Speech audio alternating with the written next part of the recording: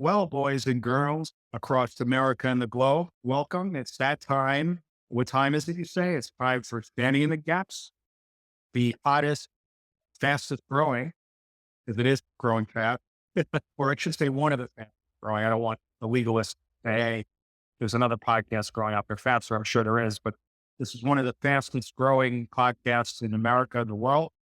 We're coming at you live PM Tuesday, East Coast Standard Time, even though Aaron and I are both patriots. We're not ex anything. We're patriots, but we live abroad. And we're coming at you recorded from our bunkers in an undisclosed location, our underground bunkers, your two fearless leader, Aaron the Man, Richie Rich Errico. Without further ado, I'm going to turn it over to Aaron. Okay. Yeah, I'm really excited about this episode. We get on a lot of the social stuff and the political stuff, but this episode is going to be a treat. We are talking about finances. We are talking about banks. We are talking about probably the US debt, things like that. Where do we qualify? We don't. We don't qualify. We're a commentary show. We're for entertainment purposes only.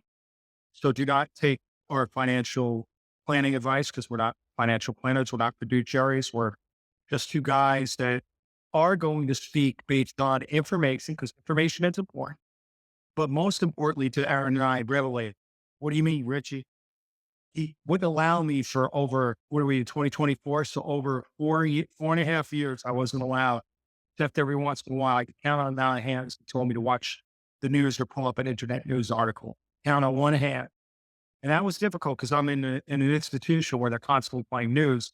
So I had to tune myself out when it was on the TV.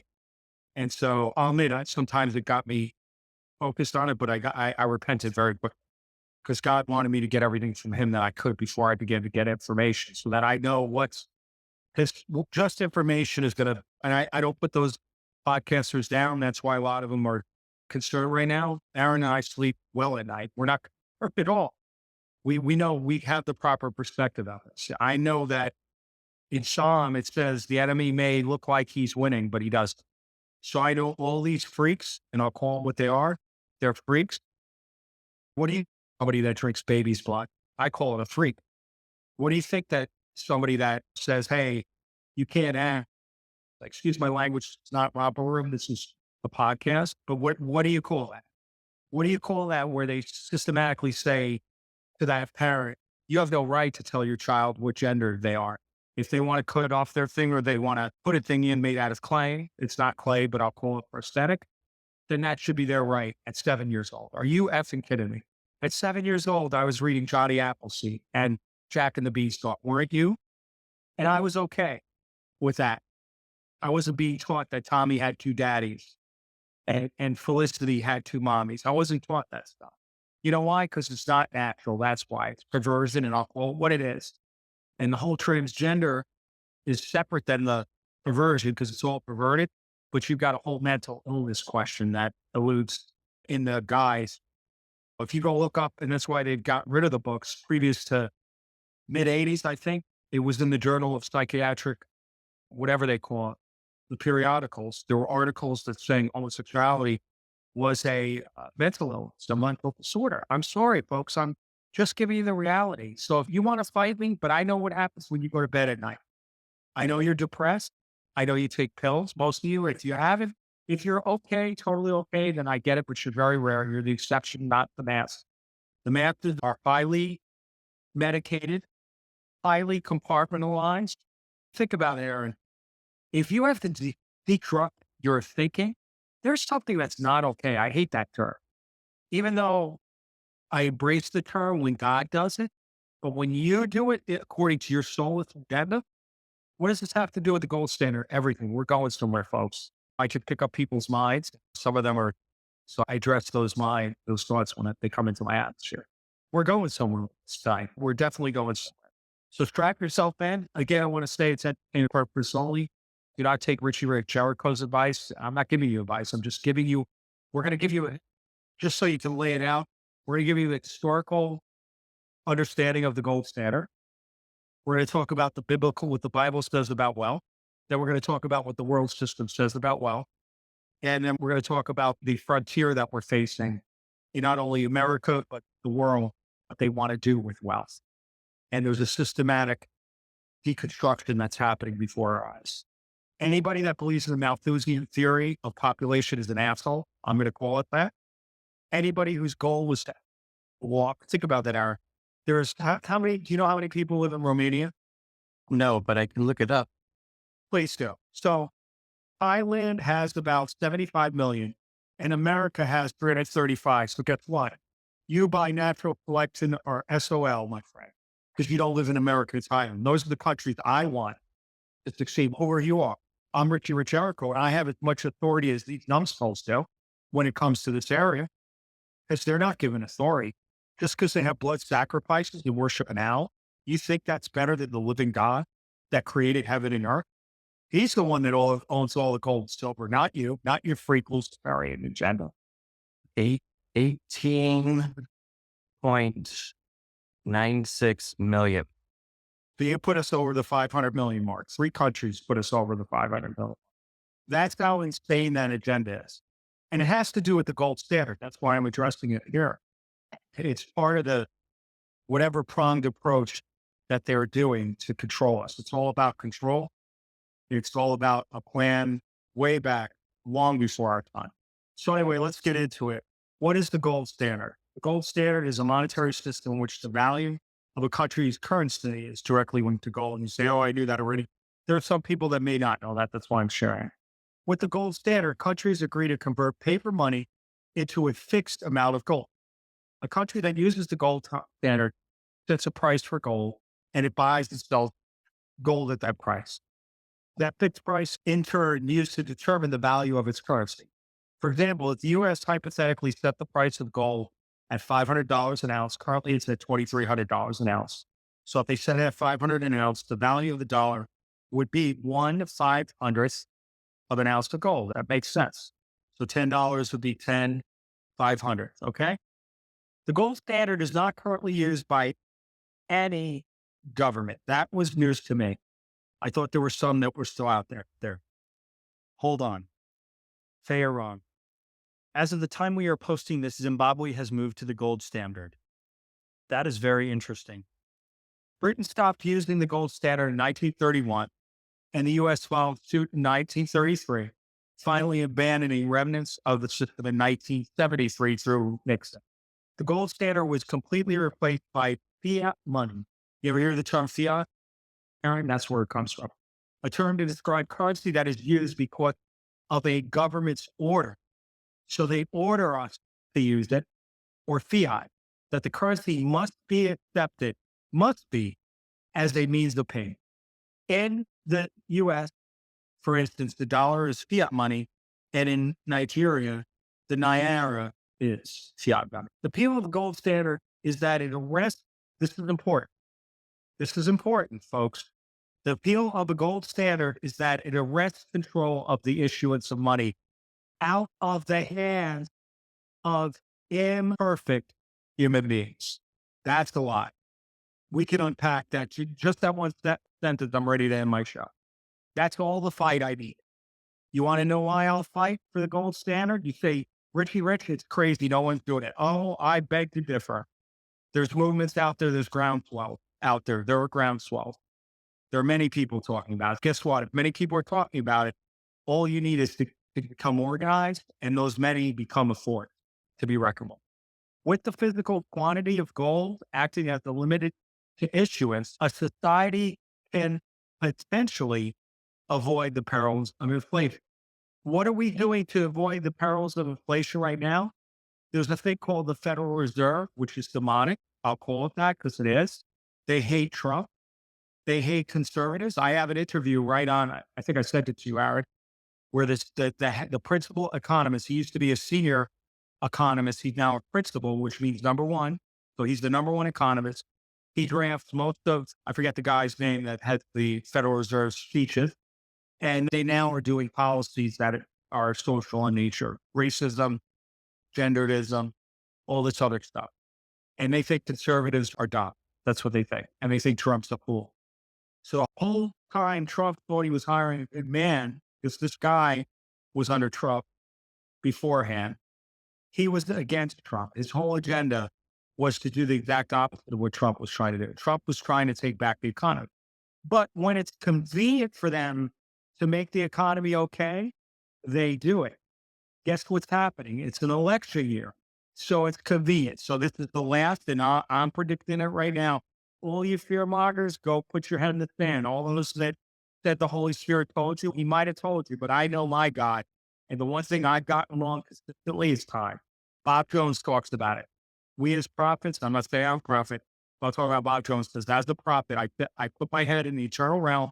I come down and God will tell me, tell that couple, this is Bob Jones. I quote, Bob Jones will say, God told me to tell that couple in 90 days they'll have a child. He says, every time I cringe because there's so many factors that go into that.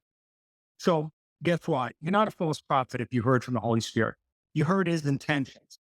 But there's always a gap in this realm from the permanent realm, which is the quantum realm, to this realm. There's always things that are at play and things change. But I'll tell you one thing that's not going to happen is the economy of America. You'll not read one post. If you read the propaganda, you're not going to read. But if you read the actual news outlets that are not owned by the Zionists, and I'll call it, they're Zionists, they're not true Jews, they hate God, I'm going to call it. You could challenge me on that, but they hate Israel. They're lying. I won't curse, but they're effing liars. They're liars. They worship Lucifer. Lucifer is not Israeli, okay? That's who they worship, Lucifer. And so the thing is that they're going to lead the economy. They're going to lessen inflation as much as possible. So guess what? People that are out there right now, take advantage of it. Be smart. Read what's happening. Wait till the election. And I'll tell you, this is not prophetic, but this is common sense prediction. If Trump wins, watch how quickly things unfold, where it gets worse again very quickly. If Biden or Newsom, because they're not going to announce the actual candidate from what I've learned, and I could be wrong on that. They're not going to announce, or if it's Kamala, they're not going to announce the actual candidate till the convention, which I think Democrat is June or July. I know Republican is July. I have plans to be there in half the city. Is that neat? How prophetic is that? You know what I'm saying? Very prophetic. Yeah. All the country's eyes and Christendom are on there right now for bad reasons, but it's amazing how God does that. He focuses on an area. So the point is that, again, I'm not giving you advice, but buy. Buy. Everybody's selling. Buy when you can. If you can buy at a dip, now's the time because it's going to get better and better as we get closer to the election because they want to make Biden and his AI tools, his hologram, look good. And that's what he wants to do. And that interview spells it all out. He doesn't get into the detail I do. He doesn't say how, but he says this is what we're going to do. He's not going to disrupt the economy right now. That's why the Feds are lowering the interest rates as we speak. They want to influx the U.S. So their goal is to mess with the U.S. dollar, but not right now because they know Trump's got momentum and they're afraid of him. They really are. They won't admit it. But anybody they look at the bullies in the playground. What do bullies do? They didn't use that term when we were growing up. But what do bullies do? Or maybe they used but not when I was growing up. What do bullies do? They pick on the weaker. And they yell, they threaten, they kick, they scream. They get very inflated.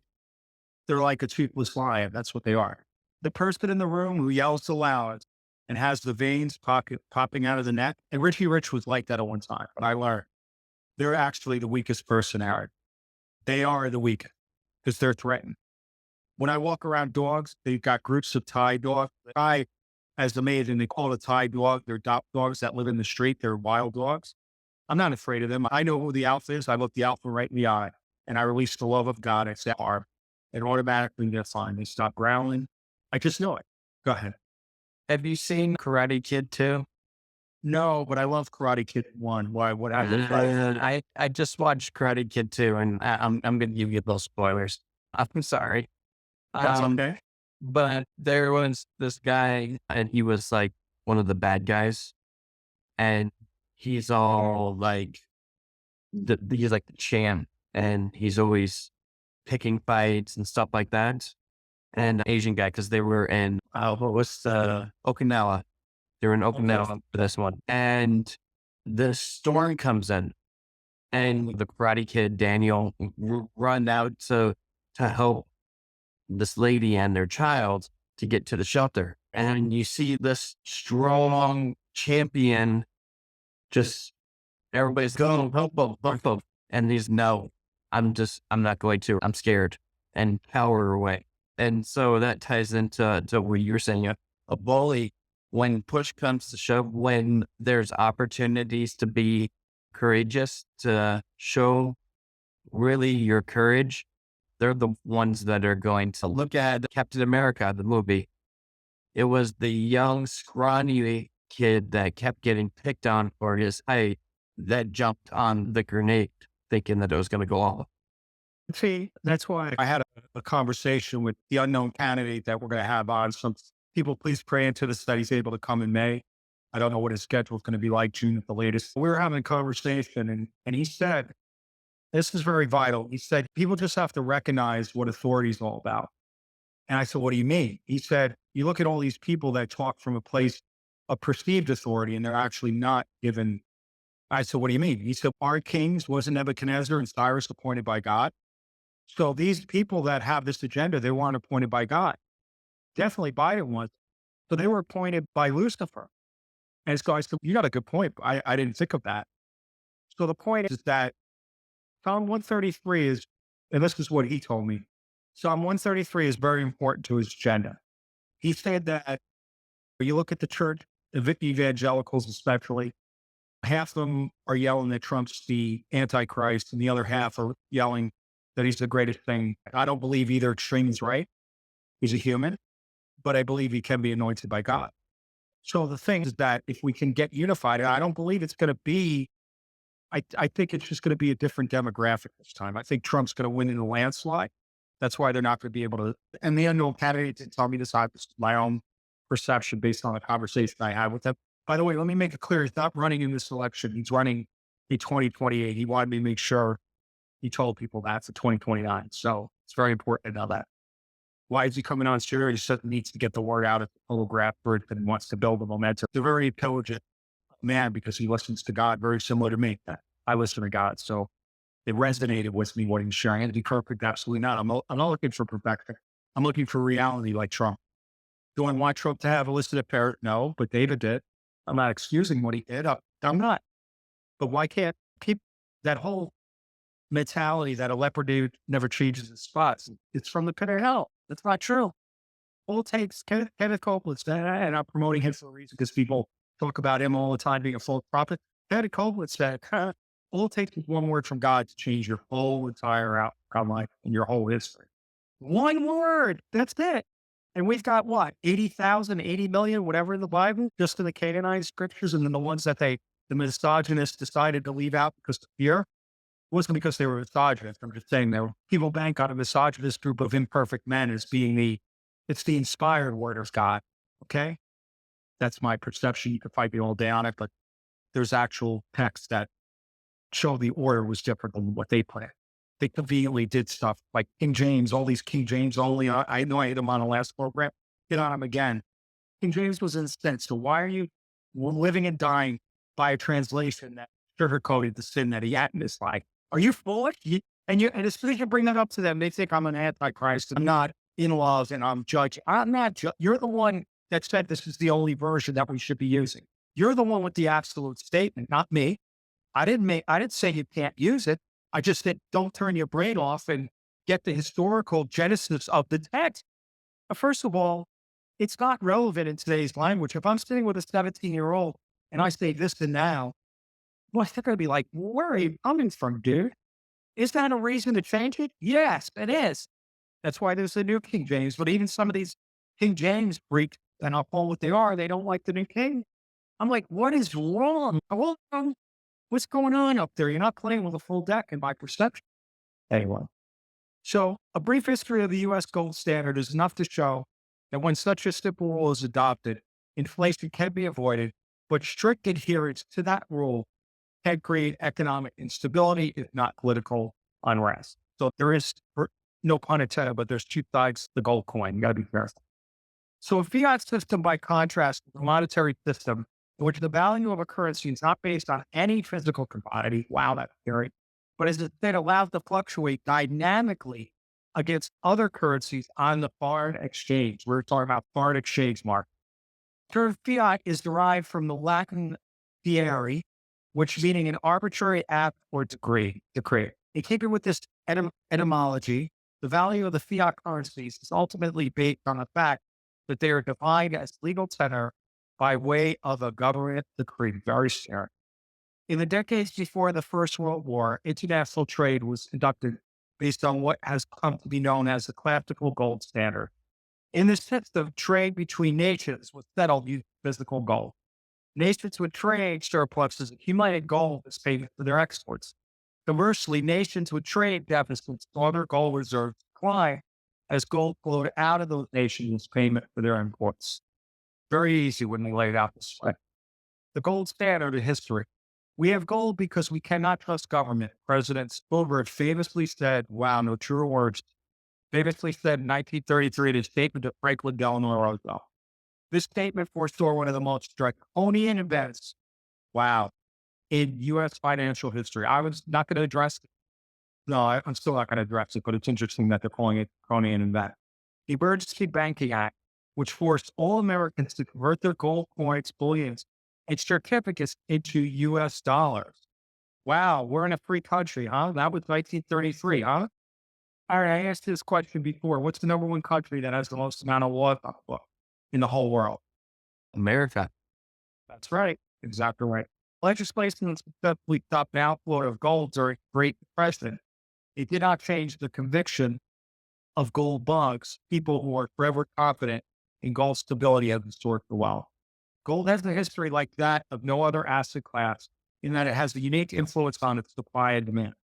Gold bugs still cling to a past when gold ruled, but gold's past also included a fall that must be understood to properly assess the future. This is a very balanced article. I love it.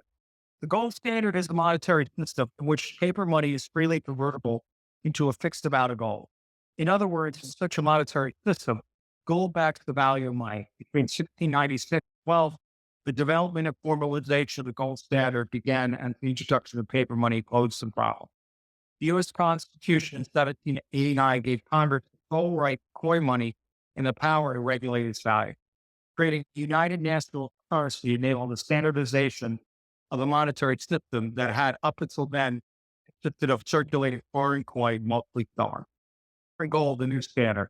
With silver in greater abundance relative to gold, a bimetallic standard was adopted in 1790. While the official adopted silver to gold parity ratio of 15:1 accurately reflected the market ratio at the time, after 1793, the value of silver steadily declined, pushing gold out of circulation according to Greg's law. The issue would not be remedied until the Coinage Act of 1834, and not without strong political animosity. Hard money enthusiasts advocated for a ratio that returned gold coins to circulation, not necessarily push out silver, but to push out small denomination paper notes issued by then hated Bank of the United States. A ratio of 16:1 that blatantly overvalued gold was established and reversed the situation, putting the U.S. on a de facto gold standard. By 1821, England became the first country to officially adopt the gold. So gold was the standard for that long purpose. The century's dramatic increase in global trade and production brought large discoveries of gold, which helped the gold standard remain intact well into the next century. As the old trade imbalances between nations were settled with gold, governments had a strong incentive to stockpile gold for more difficult times. Those stockpiles still exist today. The international gold standard emerged in 1871, following its adoption by Germany. By 1900, the majority of the developed nations were linked to the gold standard. Ironically, the U.S. was one of the last countries to join. In fact, the strong silver lobby prevented gold from becoming the sole monetary standard within the U.S. throughout the 19th century. From 1871 to 1914, the gold standard was at its pinnacle. That's only what, 29, 30, 33 years. Wow. During this period, near identical political conditions existed among most countries, including Australia, Canada, New Zealand, and India, that instituted the gold standard. However, this all changed with the outbreak of the Great War in 1914. Pull of the gold standard. With World War I, political alliances changed. international indebtedness increased, and government finances deteriorated. Well, sounds like a plan, doesn't it? While the gold standard was not suspended, it was in limbo during the war, demonstrating its inability to hold both good and bad times. This created a lack of confidence in the gold standard that only exacerbated economic difficulties. It became increasingly apparent that the world needed something more flexible on which to base its global economy. At the same time, the desire to return to the ideologies of gold standard remained strong among nations as the gold supply continued to fall behind the growth of the global economy. The British pound sterling and the US dollar became the global reserve currencies. Smaller countries began holding more of these currencies instead of gold. The result was an accentuated consolidation of gold into the hands of a few large nations. This is interesting. The United States government holds more than 8,133 tons of gold, the largest stockpile in the world. Did you know that?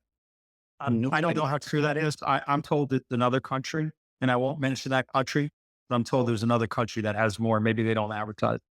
The stock market crash in 1921 was only one of the world's post-war difficulties. The pound and the French franc were misaligned with other currencies. War debts and reputations were still stifling Germany. Commodity prices were collapsing, and banks were overextended. Many countries tried to protect their gold stock by raising interest rates to entice investors to keep their deposits intact rather than convert them into gold. Interesting. These higher interest rates only made things worse for the global economy. In 1931, the gold standard in England was suspended, leaving only the U.S. and France with large gold reserves. Then in 1934, the U.S. government revalued gold from 20.67 cents per ounce to dollars per ounce, raising the amount of paper money it took by 1 ounce to help improve its economy. As other nations could convert their existing gold holdings into more U.S. dollars, a dramatic devaluation of the dollar instantly took place. This higher price for gold, oh great, lovely. I love when I do this. Ooh, soul got wiped out. Is that interesting? Yeah. I guess that's all I was supposed to read. No, here it is. Okay. Bear with me, folks. Okay. Gold production soared so that by 1939, there was not enough in the world to replace all global currency in circulation. Gold versus the US dollar. As World War II was coming to an end, the leading Western powers met to develop the Bretton Woods Agreement, which would be the framework for the global currency markets until 1971. Within the Bretton Woods system, all national currencies were valued in relation to the US dollar, which became the dominant reserve currency. The dollar in turn was convertible to gold at the risk rate of $35 per ounce. The global financial system continued to operate upon a gold standard, albeit in a more indirect manner. The agreement has resulted in an interesting relationship between gold and the US dollar over time. Over the long term, a declining dollar generally means rising gold prices. In the short term, this is not always true, and the relationship can be tenuous at best. And the following one-year daily chart demonstrates. In the figure below, notice the correlation indicator, which moves from a strong negative correlation into positive correlation and back again. The correlation is still based towards the inverse, negative on the correlation study, though. So as the dollar rises, typically declines. What I'm seeing is a big fluctuation, folks. Very large fluctuation. At the end of World War II, the U.S. had 75% of the world's monetary gold. Wow. And the dollar was the only currency still backed directly by gold. Wow. However, as the world rebuilt itself after World War II, the U.S. saw its gold reserves steadily drop and the money flowed to war-torn nations and its own high demand for imports. The high inflationary environment of the late 1960s sucked out the last bit of air from the gold standard. In 1968, a gold pool, which included the U.S. and several European nations, stopped selling gold on the London market, allowing the market to freely determine the price of gold. From 1968 to 1971, only central banks interested then could trade with the U.S. at $35 per ounce. That's prejudice, huh?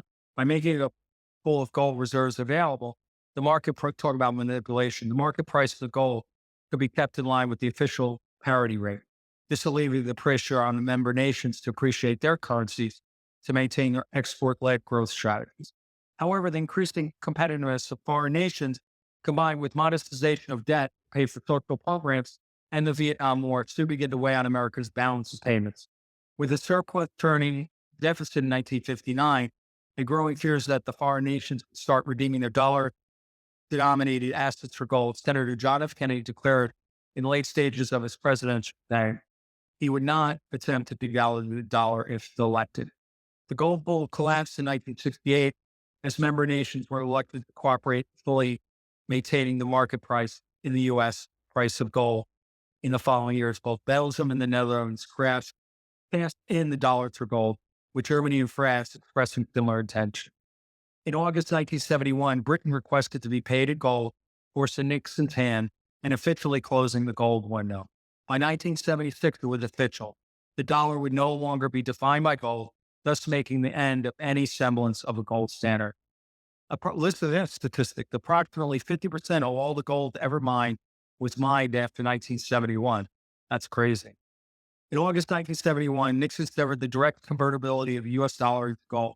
With this decision, the international currency market, which had become increasingly reliant on the dollar since the enactment of Bretton Woods Agreement, lost its formal connection to gold. The U.S. dollar, and by extension, the global financial system, ineffectively sustained, entered the era of fiat money. What are advantages of the gold standard? The gold standard prevents inflation as governments and banks are unable to manipulate the money supply, such as by overissuing of money. The gold standard also stabilizes prices and foreign exchange rate. Under the gold standard, the supply of gold cannot. What are the disadvantages of the gold standard? The gold standard, the supply of gold cannot can keep pace with its demand, and it's not flexible under trying economic times. Also, mining gold is costly and creates negative environmental externalities. Why did the U.S. abandon the gold standard? The U.S. abandoned the gold standard in 1971 to curb inflation and prevent foreign nations from overburdening the system by redeeming the dollars for gold. What happens if we return? Now, this is what I want you to listen closely to. Though it is highly unlikely for the U.S. to return to the gold standard, the idea has drawn some attention and popularity in recent years. Most notably, Julie Shelton, an economic advisor to former President Donald Trump, is known for her support for return to gold standard. In 2019, Trump nominated Shelton to the Fed, but she ultimately did not retain enough support. A return to the gold standard would limit the Federal Reserve's ability to print money and constrain its ability to enact monetary policy. This is why they're stopping it right here. A return to the gold standard, it has nothing to do because with mining technologies and the reserves they're finding, there's enough gold. Trust me, that part I disagree with them on. I agree with them in theory, but they don't understand how much gold is really in America. There's a lot of deposits that people are telling other people about. A return to the gold standard would limit the Federal Reserve's ability to print money and constrain its ability to enact monetary policy during critical economic events such as recessions. Economists have also posted that a return to gold standard would result in an economy that is more volatile due to vulnerability to shocks in supply and demand of gold. Central bankers, so interesting. Central bankers and economists are largely anonymous against the idea of returning. I wonder why. It's all based on control. They want to keep control, and if the gold standard limits their control, then yeah. So I only have two more paragraphs. This is the point. The Great Depression, the longest and most severe economic recession in modern history, was because the title of this paragraph is "Did the Gold Standard Cause the Great Depression?" The Great Depression, the longest and most severe economic recession in modern history, was caused by a confluence of factors, with the gold standard being not but one contributing element. Economists do not agree on a single explanation for the catastrophe, but have noted that its key cause include the stock market crash in 1929 and the protectionist trade policies. The gold standard also played, give me 1 second, sorry, a role in the Great Depression as it limited the ability of monetary policy to stabilize the economy. The bottom line, while gold has fascinated humankind for 5,000 years, it hasn't always been the basis of the monetary system. A true international gold standard existed for less than 50 years, which we pointed out, 1871 to 1914. Though a lesser form of the gold standard continued until 1971, its death had started centuries before with the introduction of paper money, a more flexible instrument for a complex financial world. Not true. Today, the price of gold is determined by the demand for a metal, and although it is no longer used for standard, it still serves an important function. Gold is a major financial asset for countries and central banks. It's also used by the banks as a way to hedge against loans made to their government and an indicator of economic health. Some also see gold as a potential investment vehicle that can help diversify their portfolio. Gold has long-standing relationship with the U.S. dollar And over the long term, gold will generally have an inverse relationship.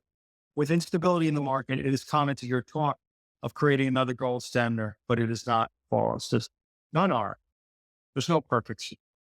The title of tonight's program is The Gold Standard. We at Standing or Gap believe with proper government oversight, in other words, small government, not big government, and within the inherent good in each man, because there's inherent evil for sure. But if enough good people get together, I believe the gold standard can come back and should come back. I do.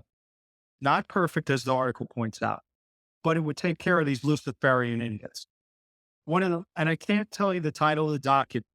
I'm going to call it a different name, Aaron, for my own protection. It was called The History of Plato. I almost vomited. I literally physically got sick. Now, it wasn't demonic oppression, but I read the history of how Lucifer controls the world system, Mammon. I saw from a practical application of a thing that I read about in the Bible called Mammon, which controls, I get accused of certain things, so I got to love the church, which controls most unbelievers. I'll put it that way, okay? I'll be kind. I'm recognizing that, those of you praying for me, it's working. See, those of you that understand, who is Richie Rich Errico? I'm just one man. Who's Aaron the Man? He's literally, who's Scott Whittier that's not a sabbatical? Who's Scott Whittier? We're three men that have decided to stand in the gas. And we're a movement. And I just know where we're going. I read the word and I know God wins. So if we have God is for us, who can be against us? So if you recognize Rockefeller, J.P. Morgan, and all these Luciferians, they were bullies in the sandbox. They were bullies in the world's economic because there were a lot less people back then, and they own a much larger percentage. That'd be interesting. I wonder if their percentage has went along with the trend. That'd be an interesting. I'd like to study that. Now, P families still have the percentage that they do, or if they've lost it over time. Recognizing that there's pigs in the parlor, and I'm calling them pigs as they are in many different regards. What do you call industrialists that get together and say, chiropractic schools are quack. Let's shut them down. Let's kill the black colleges that believe in alternative medicine. Let's pull them into court. Let's murder them when they're found. What do you call that? I call that Satanists. They don't value human life. See, I value human life. Aaron the Man values life. And Scott Whittier, I know. And there's a lot more of us out there. So I was going to wait till the end, but those of you listening that pull on the heartstrings, hit subscribe, put a review in on YouTube, share it with other people. That's the only way we're going to get word out. It's not about lining Richie Rich and Aaron's pockets. Believe me, God's our provider. It's about getting the message out to enough people.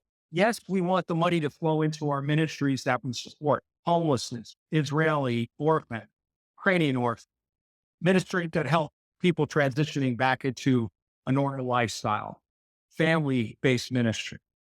I'm leaving something out, a big one. I know there's, stopping sex trafficking. So that we want the money, but that's not a means to an end.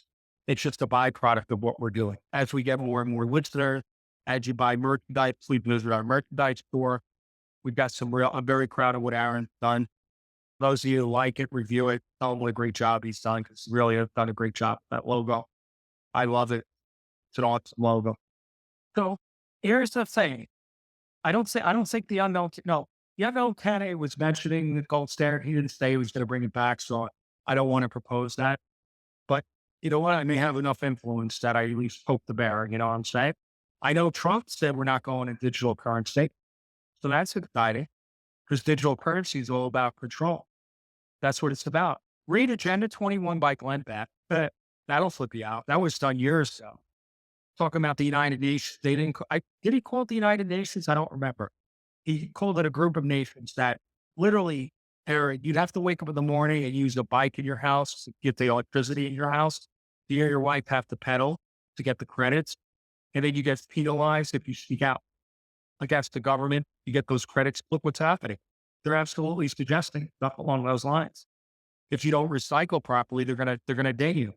If you talk about homosexuality being a mental illness, or if you talk about that Danish person that married his cat as the mental illness, you're gonna get dinged. That's where we're going there. Although it seems like we went down some bunny trails tonight, we really haven't. Where the gold standard is very important. I believe the gold standard has to return within the constraints of what we're looking at. I believe that, and again, that's Richie Rich personal take on it. I don't know if Trump believes that. He loves gold. He's got gold fixtures in his house. He loves gold. So I say that to say, what are you afraid of? What keeps you up at night? And I hope enough things to keep you up at night if you don't have a relationship with Jesus Christ and Him, because it should. And if it doesn't, that means you're medicating yourself by, because their country. The last time, Aaron, I mentioned this, I was in New York. It was the first time I was in New York in over a decade, and I was embarrassed. I used to work in that city under Rudy Giuliani. They cleaned up the streets. It was great to walk down Times Square. These homeless people are being emboldened. They're violent. Yeah, I think it's nice that they piss in cups and poop in bags and put it on. At least they're not doing it right in the streets. Also, but they're imagine you running to work and you're running later and you forget to check your front step to see if the sheets are poop there or urine. That's what these people in the city were paying $12 million for some of these residences. Imagine they're paying $12 million to know that you got a homeless person peeing at your front doorstep. That's exciting. How about that lifestyle? I love New York. What a great vacation. You don't hear that anymore. You don't hear that. That's the new American dream.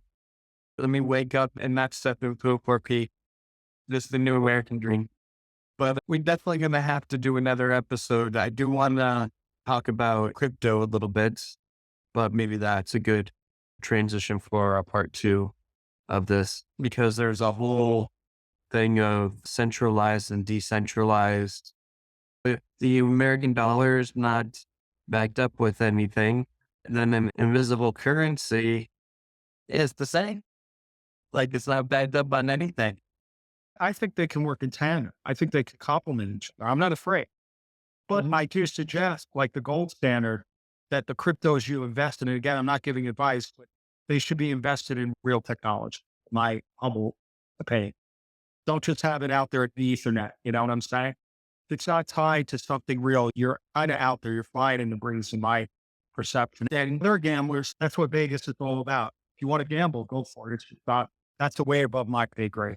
Even if I had $5 billion, not saying I will, but even if I did have $5 billion, I wouldn't let it just go to the wind. Maybe. God told me, but she put it in whatever, KuCoin or whatever the heck that is, that's not tied to technology. I'm going to, if he tells me. Because guess what? I'm obedient. I follow the voice of the Lord. It's funny. Somebody put an article from Jonathan Edwards. I won't end with this, but Jonathan Edwards, and I'll let you wrap up after me, but put an article about Jonathan Edwards that said that you don't need God to speak to you outside the Bible. And I started off, I said, hogwash. I said, Jonathan Edwards is not, I forgot how I turned it, but I said, Moses was wrong. David was wrong. They all made mistakes. And you're quoting something that was a mistake. I said, by the way, they pervert the history of Jonathan Edwards to push an agenda like you're trying to push. I didn't say I wasn't that confronted, but I said people try to push an agenda with Jonathan Edwards. His wife would go into trances daily and visit Jesus and happen. So don't tell me his wife was agreeing with that statement, because he was. You're quoting a what was it for it back then? Was it, what's the term? Not Pilgrim. Puritan. You're quoting a Puritan minister that got it wrong. That's all. It's the word and the spirit. And I didn't put this in there. I said it because I would have fried his brain. I would have said the whole sinners in the hands of the angry God was based on a failed fast. You realize that? Jonathan Edwards failed his water fast. So depressed, so angry. He was angry. God wasn't angry. He had an opportunity to repent and come into the loving arms of God. But it was what the church needed at that time. I'm not saying God didn't use it. He definitely used it, but Jonathan Edwards was angry. And that's why he wrote Sinners in the Hands of an Angry God, because he said, God, you're too tough. I can't handle this fast. What is your, so he had an internal struggle, and boom, God used it to impact the greatest awakening. So, folks, yeah, create to the gold standard, organize, turn your TV off, put your remote down, and spend time with the one who created you because he's so worth it. He is so worth it. And out of that relationship, he's going to motivate you. He's going to speak to you about what organization to get involved in, what to be. But who knows? You may be inspired to go and be a lawyer in a Satanist organization. He may inspire you to do that.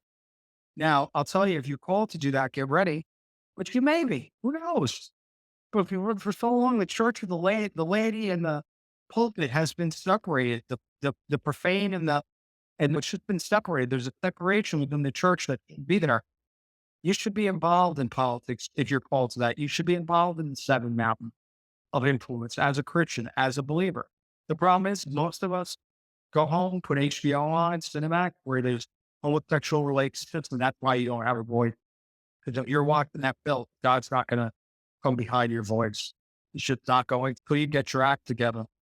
Any final parting words, Aaron? Yes. So the title of it is The Gold Standard, but we need to have an even higher standard, and that's the God standard. And that's where we should put our trust, our faith, and our finances in, is what God leads you to give, leads you to share, leads you to pour your time and effort into. And that's what we're seeing here at Standing in the Gaps, is that we want to not lean on our own understanding, but lean on his understanding, because he's the one that owns the cattle on 1,000 hills. Yeah. He's the one that owns those hills. He owns everything. And we think that we're entitled, but what it comes down to is, if you're a believer, trust in God.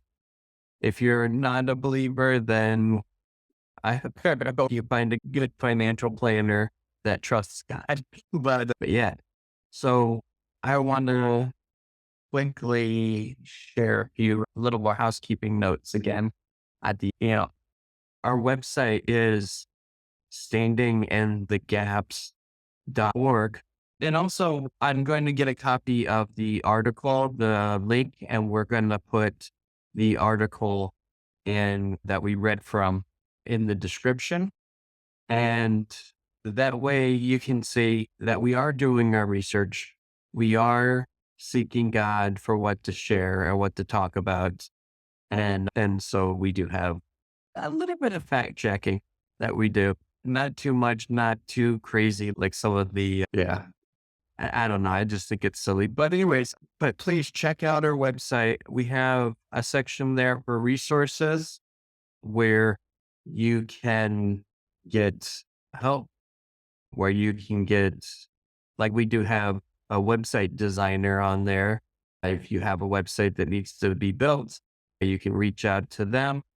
We are going to have a podcast firm on there where if you want to build up, you have a word on your heart, something that you want to share, and you want to share it through podcasting form, but you have little computer skills, you can reach out to these people and they will get you started, get you set up, and get you taken care of so you can bring forth your word. There's also in the giving tab on the website, that's not just giving to us. We also have organizations. We have Love 146, whose goal and mandate is to stop human trafficking in the world. We have Iris Ministries, that is mostly in Mozambique, Africa, reaching out to orphans and people in need. And then also we're going to be adding a few more on there as we go. So please check that out. If you're watching this on YouTube or listening to it on YouTube, because we do have a static picture. But that's going to change. Yeah, that's going to change. We're working on building our studios here. But please give and support our podcast so we can build our studio, and that way we can bring you a better viewing experience. And it helps keep the lights on And it's not cold anymore, but in a few months, Aaron's going to need his air conditioner. And so please consider giving. And there's the ways to give on our website. Also, the link for our Patreon is in our description. And please consider all that. And we look forward to bringing you more and more episodes each and every week. We've been pretty good with that. We haven't missed a single week. And I think we're on our 12th or 11th or 13th episode, depending on when this comes out. It might be actually 15 or 16 when this comes out. But yeah, that's where we're at. And do you want to say the last little bit? I do. I want to add something that I feel led to. If there's any faith-based investors out there, Aaron's talking about donations, and we definitely appreciate that. But if there's anybody that wants to partner with Standing in the Gaps, And also the merch store. oh yes, the merchandise store, yes, both. You can get a hold of us. Oh, you want me to promote the merchandising store or investing? Okay, yeah. Yeah, I was going to hit that. Thank you. If you want to either we give a loan or become an actual true blue investor, we're open to that.